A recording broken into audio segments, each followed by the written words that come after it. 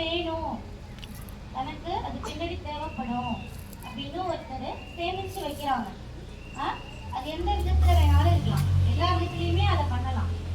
இப்ப தனக்கு வேணும் அப்படிங்கிறத அவர் தானே ரெஸ்பான்சிபிலிட்டி எடுத்து சேர்த்து வச்சுக்கணும், அவங்க தானே செய்யணும்.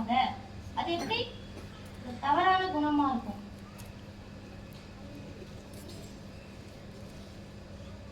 சத்தமா சொல்லுங்க, அது எப்படி தவறான குணமா இருக்கும்? எனக்கு என்ன வேணும், எனக்கு பின்னாடி என்ன தேவைப்படும் அப்படிங்கிறத நான் தான் அதை செய்யணும், அப்படிதானே? அது எப்படி தேவையில்லாத ஒரு குணம், அது ஒரு கெட்ட குணம்னு எப்படி அது பார்க்கப்படுது?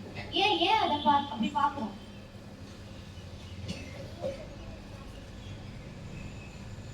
அதுக்குன்னு ஒரு அளவு இருக்கு, சரியா? எல்லா விஷயங்களிலுமே நடுநிலை இருக்கு. நடுநிலையை பத்தி நம்மளுடைய மார்க்கம் சொல்லும் போது 3 பேரு ரசூலுல்லாஹ்ட்ட வராங்க. ஃபர்ஸ்ட் எந்த டாபிக் பத்தி பேசினாலுமே அதே ரிப்பீட்டடா பேசாம அது என்ன அப்படிங்கறது ஃபர்ஸ்ட் விளங்கணும். கோபத்தை பத்தி பேசுறோம் அப்படின்னா கோபம் கொள்ளக்கூடாது, கோபம் கெட்டது, கோபம் சைத்தானுடைய குணம் அப்படியே பேசிட்டு இல்லாம அது என்ன அப்படின்னு விளங்குனாதான் அதை நம்ம தவிர்க்க முடியும், சரியா? இப்போ கஞ்சத்தனம் அப்படின்னா என்ன அப்படின்னா, ரசூலுல்லாஹ்ட்ட 3 மனிதர்கள் வராங்க. 3 மனிதர்களும் ஒரு முடிவை எடுத்துட்டு வராங்க. என்ன அப்படின்னா, ஒரு மனிதர் சொல்றாரு, நான் நைட்டு ஃபுல்லா தொழுதுகிட்டே இருப்பேன், தூங்கவே மாட்டேன், நானே நைட்டு ஃபுல்லா தொழுதுகிட்டே நான் இருப்பேன் அப்படின்னு சொல்லி ஒரு மனிதர் சொல்றாங்க. இன்னொரு மனிதர் என்ன சொல்றாங்க அப்படின்னா, நான் நோன்பு நோட்டுக்கிட்டே இருப்பேன், ஒரு நாள் கூட நான் விட மாட்டேன், ஃபுல்லா நான் நோன்பு வச்சுக்கிட்டே இருப்பேன்.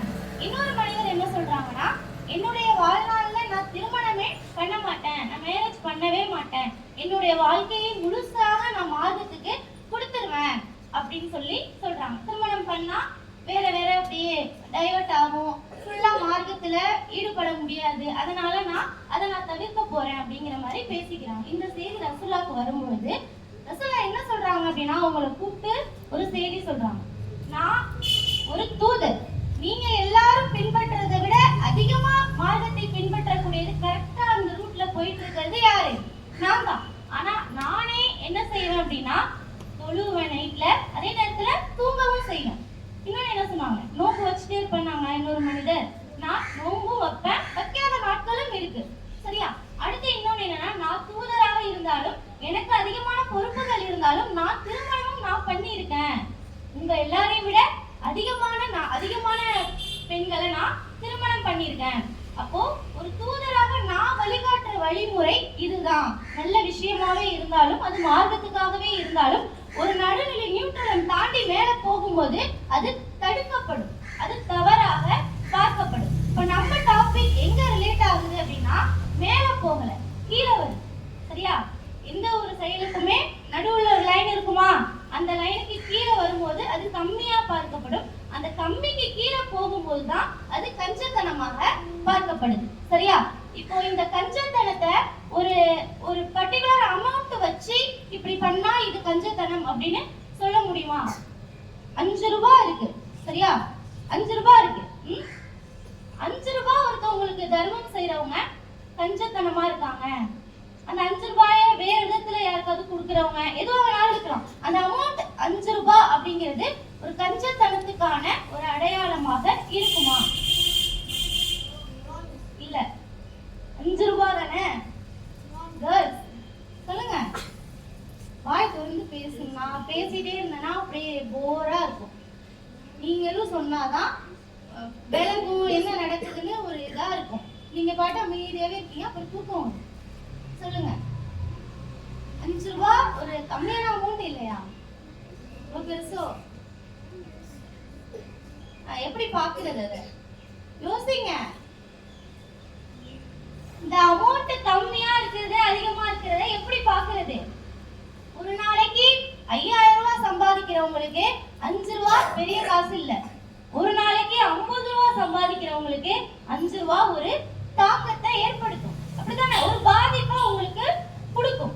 அப்போ எவ்வளவு அவங்க சம்பாதிக்கிறாங்க, அவங்களுடைய நிலை என்னவா இருக்கு, எவ்வளவு அவங்க கொடுக்குறாங்க, அதை வச்சுதான் நம்ம கஞ்சத்தனத்தை கண்டுபிடிக்க முடியும், சரியா? அல்லாஹ்வுடைய கணக்கும் அப்படிதான் இருக்கும். இப்போ கஞ்சத்தனம் அப்படிங்கிறது எந்த அளவுக்கு மோசமா குணம் அப்படிங்கிறத பார்த்தோம் அப்படின்னா, பனு சலமா அப்படிங்கிற ஒரு கூட்டத்தார் வராங்க. சரியா? ரசூல்லாட்ட வரும்பொழுது ரசூல்லா கேக்குறாங்க, ஒரு கூட்டம்னா இருந்தா அதுக்கு ஒரு தலைவர் இருப்பாங்கல்ல, அந்த தலைவர் யாரு இந்த கூட்டத்துக்கு அப்படின்னு சொல்லி ரசூல்லா கேக்குறாங்க. அப்ப கேட்கும் பொழுது அப்படின்னு மக்கள் சொல்றாங்க. சரியா? அவங்கள பத்தி நீங்க என்ன நினைக்கிறீங்க? ஒரு தலைவர் ஓகே, அவரை பத்தி நீங்க என்ன நினைக்கிறீங்க? ரசூல்லா கேட்கும்போது அவங்க சொல்றாங்க, அவர் நல்லவர் தான், நல்ல குணமானவர், எல்லாமே நல்ல குணம் தான், ஆனா கொஞ்சம் கஞ்சப்படுவாரு, கொஞ்சம் கஞ்சத்தனம் அவர்கிட்ட இருக்கு அப்படின்னு சொல்லி அந்த மக்கள் சொல்றாங்க. சரியா? யார்கிட்ட? ரசூல்லாட்ட சொல்றாங்க. இப்ப ரசூல்லா என்ன பதில் சொல்றாங்கன்னா, கஞ்சத்தனமா? அதை எப்படி இவ்வளவு சாதாரணமா சொல்றீங்க? இவ்வளவு ஈஸியா சொல்லிட்டீங்க. ஒரு தலைவர்னு சொல்றீங்க, உங்களை எல்லாம் வழி நடத்துறாருன்னு சொல்றீங்க, அவர்கிட்ட இது இருக்கக்கூடாது, இது இருக்கக்கூடாத குணமாச்சே அப்படின்னு சொல்லி அந்த நேரத்திலேயே அவரை தலைவர்ல இருந்து எடுத்துட்டு வேற ஒருத்தர் தலைவராக ரசூல்லா போடுறாங்க. புரியுதா? அந்த அளவுக்கு மோசமான ஒரு குணமாக இந்த கஞ்சத்தனம் பார்க்கப்படும். அடுத்தது, ரசூல்லா டெய்லியுமே துவா கேட்பாங்க. இதுதானே? டெய்லியுமே பாவ மன்னிப்பு கேட்பாங்க, டெய்லியுமே துவா கேட்கக்கூடியவங்களா இருந்தாங்க. அவங்க கேட்கக்கூடிய துவாக்கள்ல டெய்லியுமே இந்த கஞ்சத்தனத்தை விட்டு எனக்கு நீ பாதுகாப்பு கூடாதுல, இந்த கருமித்தனம் என்கிட்ட வந்துடக்கூடாது அப்படின்னு சொல்லி கேட்டிருக்காங்க. இத எந்தெந்த துவாக்களோட சேர்த்து கேட்டிருக்காங்க அப்படின்னா, அவங்க கேட்ட துவா மற்ற துவாலாம் ரொம்ப பெரிய விஷயம். தஜ்ஜாலுடைய குழப்பங்கள்ல இருந்து பாதுகாப்பு கொடு, அந்த துவாவோடையும் கபர வேதனையிலிருந்து எனக்கு நீ பாதுகாப்பு கொடு அப்படின்னு சொல்லி பெரிய பெரிய விஷயம் தானே இதெல்லாம். தஜ்ஜாலுடைய குழப்பத்திலிருந்து பாதுகாப்பு தேடுறது ரொம்ப பெரிய விஷயம். அடுத்து கபருடைய வேதனையிலிருந்து பாதுகாப்பு தேடுறது ரொம்ப பெருசு. அப்ப அந்த துவாக்களோட டெய்லியுமே கருமித்தனத்திலிருந்து எனக்கு நீ பாதுகாப்பு கூட இல்ல, அது என்கிட்ட வந்துடக்கூடாதுன்னு கேட்டாங்க அப்படின்னா, இந்த கஞ்சத்தனத்தை நம்ம எங்க நவுத்தி வைக்கணும் அப்படிங்கிறது நல்ல தெளிவா புரியும். சரியா? இப்போ இந்த அளவுக்கு ஒரு வெறுக்கப்படக்கூடிய ஒரு குணமாக கஞ்சத்தனம் இருக்கு. இன்னும் யூதர்கள் இருக்காங்கல்ல, யூதர்கள் என்ன செய்யறாங்க அப்படின்னா, அல்லாஹ் ஒரு கஞ்சன், அவனுடைய கைகள் கட்டப்பட்டு இருக்கு, அவன் எதுவுமே யாருக்கும் கொடுக்க மாட்டான் அப்படின்னு சொல்லி யூதர்கள் அல்லாஹ்வை விமர்சனம் செய்யறாங்க. சரியா? அப்ப அல்லாஹ் என்ன பண்றான் அப்படின்னா, ரொம்ப கோபம் ஆயிட்டான். சரியா? எவ்வளவு வார்த்தைகள் அல்லாஹ் பேசியிருக்காங்க, எவ்வளவு இறைவனே இல்லை அப்படின்லாம் சொல்லியிருக்காங்க. ஆனா அவனை கஞ்சன்னு சொன்ன அந்த வார்த்தை அல்லாஹ்வுக்கு ரொம்ப கோபத்தை ஏற்படுத்தி அல்லாஹ் என்ன சொன்னான் அப்படின்னா, என்னுடைய கைகள் எல்லாம் கட்டப்படல, நான் எப்பொழுதும் அருட்கொடைகளை கொடுத்துட்டு தான் இருக்கேன். அல்லாஹ் யூதர்கள் வணங்க மாட்டாங்க, இறை நிராகரிப்பாளர்கள் வணங்க மாட்டாங்க அப்படிங்கிறதுக்காக உங்களுக்கு ஏதாவது அருட்கொடையை நிறுத்தி வச்சிருக்கானா? நம்ம சுவாசிக்கிற அதே காற்று அவங்களுக்கும் போதா? மழை எல்லாருக்கும் வருதா? ஏதாவது உங்களுக்கு தடைப்பட்டு இருக்கா? அல்லாஹ் வழங்கிய அருட்கொடையில கண்ணுக்கு தெரியாத அருட்கொடைகள், ஈர்ப்பு விசை இருக்கா? தூண்களை ஏற்படுத்தி இருக்கேன்னு அல்லாஹ் சொல்றான். கண்ணுக்கு தெரியாத தூண்களை நம்ம வச்சிருக்கோம் அப்படின்னு மேல போட்டா அவங்க கீழே வருது, அது எல்லாருமே அதை பலன் அடைகிறோம். அப்படிதானே? ஒரு வீடு கட்டுறோம், இல்ல வேற ஏதோ கட்டுறாங்க அப்படின்னா அந்த அந்த கிராவிட்டி அதுக்கு சப்போர்ட் பண்ணுது. அப்ப எல்லாருமே அல்லாஹ்வால் கொடுக்கப்பட்ட யாராலையுமே தர முடியாத அருட்கொடையை எல்லாருமே அனுபவிக்கிறோம். அப்படிதானே? அனுபவிக்கிறோம் தானே? அப்ப அல்லாஹ்வை பார்த்து கஞ்சன்னு அந்த யூதர்கள் சொல்லும் பொழுது அல்லாஹ் சொல்றான், நான் கஞ்சன் கிடையாது, நான் எப்பொழுதுமே என்னுடைய அடியார்களுக்கு நான் வாரி வழங்கிக்கிட்டு தான் இருக்கேன் அப்படின்னு சொன்னது மட்டும் இல்லாம, என்னையா கஞ்சன்னு நீங்க சொல்றீங்கன்னு சொல்லி அந்த யூதர்களை சபிக்கிறான். சரியா? அந்த அளவுக்கு கோபத்தை ஏற்படுத்தக்கூடியதாக அந்த வார்த்தை இருக்கு. ஏன் இந்த அளவுக்கு மோசமான குணமாக இது பார்க்கப்படுது? அப்படி இது என்னதான் பண்ணும் அப்படிங்கிறத இன்ஷா அல்லாஹ் அடுத்த நாட்கள்ல பார்க்கணும். ஓகேவா? அஸ்ஸலாமு அலைக்கும் வரஹ்மத்துல்லாஹி வபரகாத்துஹு. திருக்குறள்